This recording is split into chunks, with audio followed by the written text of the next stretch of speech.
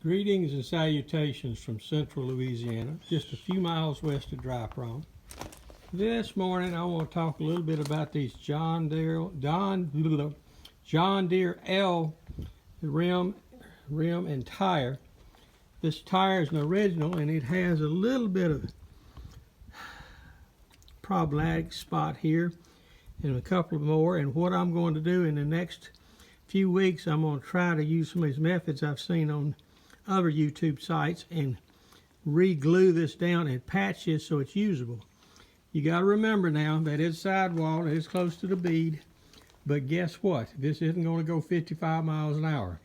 This is mainly to go on a parade princess. So I will show you the steps in the weeks to come as I get to them, but that's what I need to do, is to repair that sidewall piece right there.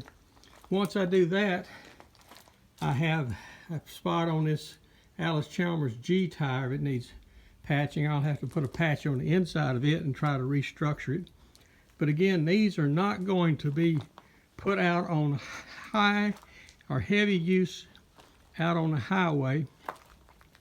And if we look at this tire here on this John Deere L tire, it's got a little piece here popped up, but I believe I can put some of this glue that they're talking about and glue that back down, and at least it would be stabilized a little better.